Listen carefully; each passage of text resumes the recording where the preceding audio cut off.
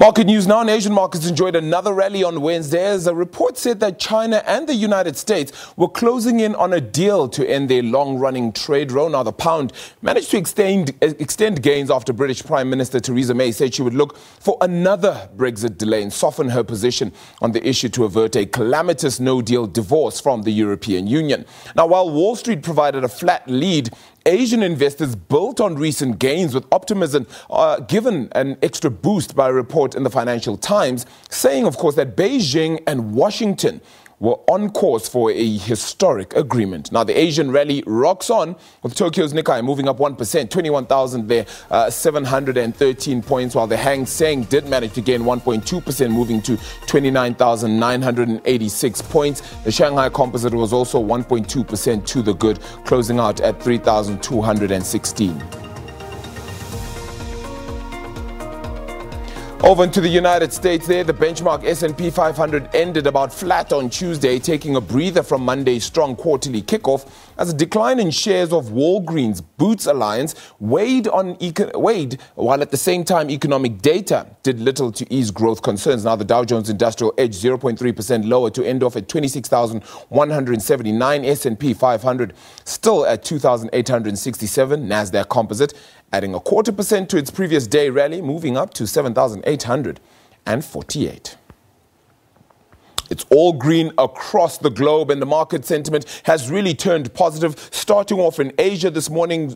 Quite frankly, even here on the local front, we're 1 3/4% to the good as well at some stage. Now around 1 1/3% to the good, heading towards 58,000 points. Things look to be headed better as well on the European front. But let's catch up on how those numbers are faring right now, and we'll get into the details in just a bit.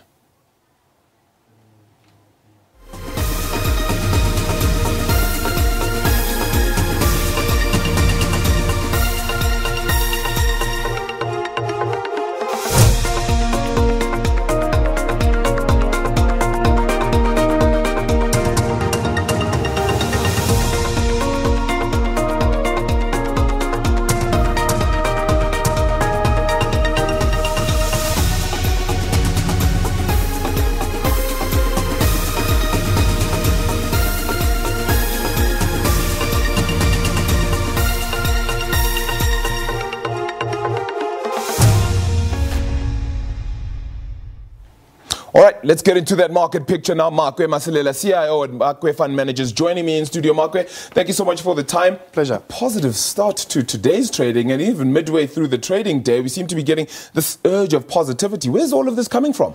I think one can safely say it's been a positive start of the week because markets have been going up since Monday. It's only yesterday which was disappointing. But it all boils down to the very same reasons that made the markets go down last year, which has been dragging us down, the escalation of the trade tension between the US and China. So the minute we get some sense of some positive news that things are working out, the markets gets to be more excited that, okay, the two heavyweights at least are getting somewhere. And I think it's all at the back of that apparently there's some good progress when it comes to those trade talks between Beijing and Washington. Yeah.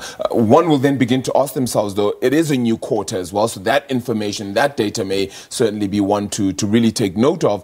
But is it a sense of marketers trying to, investors perhaps finding a footing and saying to themselves, yes, fine, we have growth concerns, but we need to buoy the market in some way or other in order to get any kind of result here? That as well, because there's new money coming in. But remember also the numbers that came out of the US and China, their PMM numbers, were very convincing numbers. And in a way, they indicated that things are not as bad as we thought, and the stimulus that China has been talking about apparently starting to work in. And also check what has been happening with the new orders or durable goods when it comes to the US, not that bad. So also data is supporting that as well, that at least things are not looking that bad. Headed to 58,000 points at some stage. You think that's going to be an even bigger confidence boost on the market if we get there today? By all means, and giving also what Moody said as well, it's giving everyone that confidence that things are not that bad because they said our economy is just moderately not bad as compared to people said expecting it to be worse. So you push it to 58, that's better. But they've always been the more positive spinners of South Africa's economy. Look what has been pushing us. It's a broad and deep movement up. So that's very convincing, and I think that's very important. And also you check the volumes, decent volumes as well. So that as well is talking to the market that at least we'll get somewhere. There's the most important one there, that oil price. even head to around $70 a barrel at some point, now just below that mark.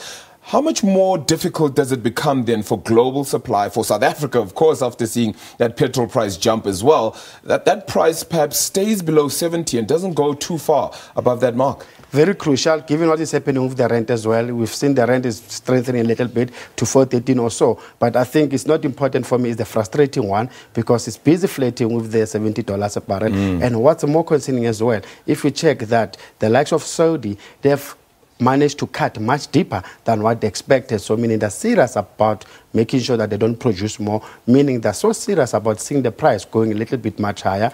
Russia as well. And look, we got a report yesterday from the US showing the inventories. It shows that there was an uptick when it comes to inventories, but the market continued to ignore that, and the oil prices kept on going up. Do you say that we have a commodity rally?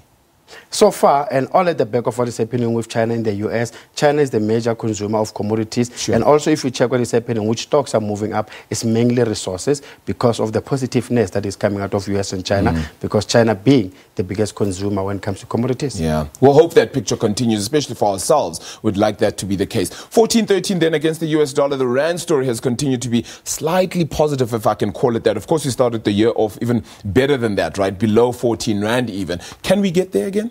Yeah, it's possible, because now it's the question of risk on, because of the developments which are happening in the US and China. The minute people think that the risk is no longer there, then they can immediately come and buy risky assets. And as we know, the rand is a nice proxy when it comes to emerging market currencies. Yeah, but the sustainability of it will be a question though, right? Considering we are heading to elections, and that might be a little bit of a topsy-turvy matter just for us on a personal note, not necessarily on the emerging market basket.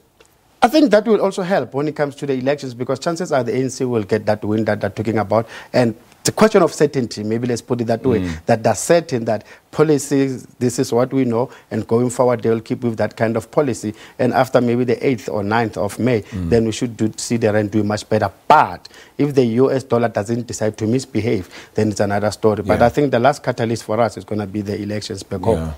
One would have expected the quid, that British pound there, to have gotten weaker against the South African currency and perhaps headed well below that 18 rand against the pound mark. But it seems to have just continued to get stronger and stronger, considering what's happening out in Brexit. Is that surprising for you? Not really, because it has already been baked into the prices that people are expecting a hard Brexit. So, and for the fact that if you hear the EU chief negotiator that, you know what, there's nothing wrong with giving the UK or prolong their exit. So it's not a bad thing. And we know Theresa is looking to us for that please, can you just give us a little bit of an extension? So I think most of what is happening in the UK, it has been baked into asset prices. More certainty is certainly what we'll need, though, and that will probably be the big question going forward. Makwe, appreciate your time, though, as well this afternoon. Makwe Masilela, of course, from Makwe Fund Managers there, getting us a look on how the markets have performed thus far. 1.33% to the good for the JSE All Share. So some better sentiment coming through there. That oil price, as we said, flirting with that $70 a barrel mark. If it gets there, of course, it has become a key level. But what does that do for oil supply across the world? Do we start seeing more questions around OPEC? And what does the United States do with regards to their distribution of oil as well? We'll continue to unpack more news right after the short break. Do stay tuned. This is Market Sense here on Point.